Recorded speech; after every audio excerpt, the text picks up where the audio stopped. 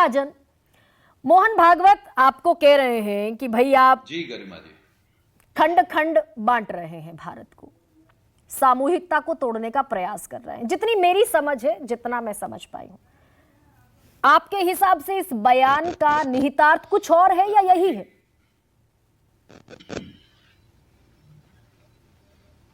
गरिमा जी, आज मैं सबसे पहले आपको और आपके कार्यक्रम के माध्यम से पूरे देश को और जो भारतवासी विदेशों में भी हैं और आपका कार्यक्रम देख रहे हैं उनको विजयदशमी की बधाई देता हूं, क्योंकि आज का दिन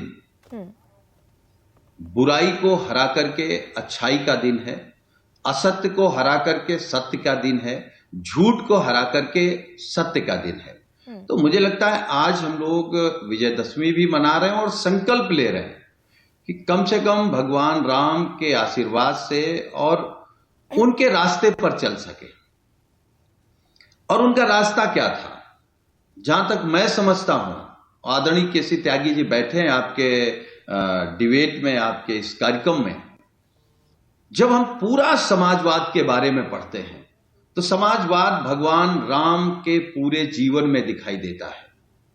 अन्याय के खिलाफ लड़ना, छुआछूत के खिलाफ लड़ना और अमीरी गरीबी की खाई बांटना, छोटी जाति बड़ी जाति के बीच खाई बांटना, महिलाओं के सम्मान के लिए लड़ना, आदिवासियों के लिए लड़ना, सबरी के जूठे बेर खाना और समाज के अंतिम व्यक्ति के कहने पर अपनी धर्म पत्नी को दोबारा वनवास भेज देना, यही तो समाजवाद है।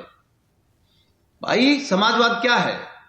समाजवाद शैक्षिक बराबरी की लड़ाई है, धार्मिक बराबरी की लड़ाई है, आर्थिक बराबरी की लड़ाई है, सामाजिक बराबरी की लड़ाई है और राजनीतिक बराबरी की लड़ाई है और पूंजीपति के खिलाफ लड़ाई है।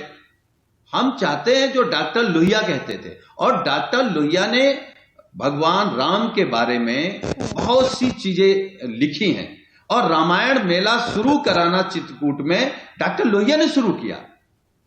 और जो डॉक्टर लोहिया का दर्शन था, जो समाजवाद था, वो वही दर्शन था जो भगवान राम में दिखता है, भगवान राम के कामों में दिखता है, उनकी मर्यादा में दिखता है। लेकिन फिर ये आरोप भी तो चस्पा होता है मोहन भागवत जी के बयान पर, फिर ये आरोप भी तो चस्पा हो जाता है कि भाई जिनका उद्देश्य नहीं, वो भी उद्देश्य चिपकाकर एक दूसरे के साथ हाथ मिला लेते हैं, आवरण ओढ़कर आ जाते हैं। ये फिर आरोप चस्पा होता है क्या? नहीं, देखिए, हाँ, मैं आपके सवाल पे आ रहा हूं। जैसे लोग कह रहे हैं इंडिया गठबंधन को इंडिया भी नहीं कह पा रहे हैं बेचारे, कुछ मीडिया के लोग भी नहीं कह पा रहे। इंडिया कहने में सोचिए कितनी तकलीफ है। जो इंडिया गठबंधन है उसमें अलग अलग विचारधारा के लोग हो सकते हैं। भगवान राम की भी सेना में अलग अलग तरीके के लोग थे, लेकिन लक्ष्य एक था, घमंड को हराना, महिलाओं के खिलाफ अपमान करने वालों को हराना, पूंजीपति को हराना। आज क्या है आप बताइए?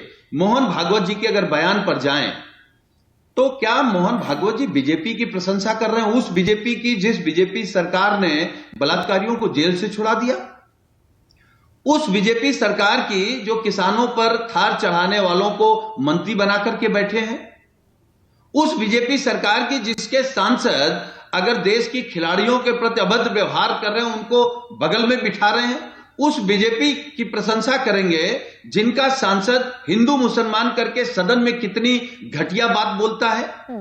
देखिए आज सवाल क्या है गरिमा जी, आज के दिन वो कौन लोग हैं जो जाति जनगणना के खिलाफ हैं? वो कौन लोग हैं जो महिलाओं के प्रति होने वाले अपराधियों के साथ खड़े हैं, अपराध करने वालों के? वो कौन लोग हैं जो आरक्षण के खिलाफ हैं? वो कौन लोग हैं जो जातीय जनगणना? अब डर क्या है? इस देश में आजादी के 70 साल 75 साल तक 10% लोगों के लिए केवल काम हो रहा है, 90% लोग आज भी उपेक्षित हैं। अगर ये संविधान नहीं होता, बाबा साहब नहीं होते, लोहिया जी नहीं होते या समाजवादी आंदोलन से निकले महापुरुष नहीं होते, तो आज कौन देश चला रहा होता? क्या लोकतंत्र होता क्या? और आरएसएस ये साफ करे कि उसको भारतीय संविधान में श्रद्धा है या मनवादी व्यवस्था में श्रद्धा है, आपको चेहरे समझ में आ जाएंगे।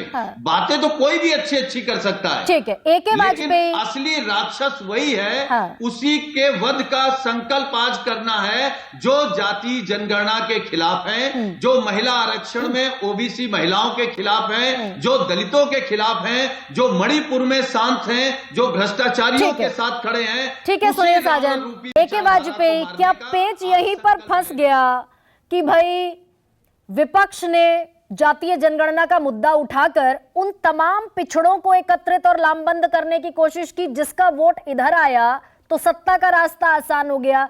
यही तकलीफ ज्यादा बड़ी है क्या? नहीं, हमारा मानना ये है कि बिहार में जो इन्होंने सर्वे कराया नीतीश बाबू ने, ये इनको उल्टा पड़ रहा है। अच्छा। और उसकी चिंता उनको शुरू हो गई है। अब आप कहोगे कैसे उल्टा और पड़ रहा है? इसीलिए महाराष्ट्र में देवेंद्र फडणवीस कह रहे हैं कि हम भी जातिगत जनगणना कराएंगे। अजीत पवार, दोनों को मुख्यमंत्री महाराष्ट्र के कह रहे हैं जातिगत जनगणना कराना तो हमारा भी डिमांड रही है 50 साल से, हम कब मना कर रहे हैं, लेकिन हम उससे आगे निकलने की बात कर रहे हैं। जातिगत जनगणना कराने के बाद हिस्सेदारी देने की बात है, सवाल वहां अटक जाता है। जातिगत जनगणना तो प्रधानमंत्री तो कह रहे हैं कि वहां भी जात पात के नाम पर बांटने का पाप हो रहा है। देखिए, ये अखिलेश बाबू सरकार में थे ना, तब क्यों नहीं करा ली जातिगत जनगणना इन्होंने? या 30 साल से बिहार में लालू प्रसाद और नीतीश बाबू दोनों बैठे हुए, क्यों नहीं करा ली? ये जनता को समझ है कि राजनीतिक मुद्दा ढूंढने की कोशिश है, नहीं, और दोबारा से जनता ठीक को है, इसी स्लोगन में ले जाने की, गुमराह करने की कोशिश की जा रही है। नहीं, लेकिन तो अगर ये आज भी होता है तो क्या ये जात पात में बांटने का पाप है क्या? AK वाजपेयी क्या हम इसमें सहमत रहेंगे। देखिए, हम इसमें सहमत रहेंगे कि जातिगत जनगणना कराने से जात पात में बटेगा, इसमें बिल्कुल सहमत रहेंगे। जातिगत जनगणना होगी, उसके बाद दूसरी स्टेज आती है। और मेरा ये भी मानना साथ के साथ में कि मोदी जी का जो काम करने का तरीका है, या जो सरकार ये काम कर रही है, उसमें हिस्सेदारी को देने की खाली बात नहीं की जा रही, बल्कि इस तरह की पॉलिसी और इस तरह के कार्यक्रम लागू किए हैं जो अंतिम पायदान पे आदमी खड़ा है, उसको किसी तरह से जाके उठाने की कोशिश की जा रही है।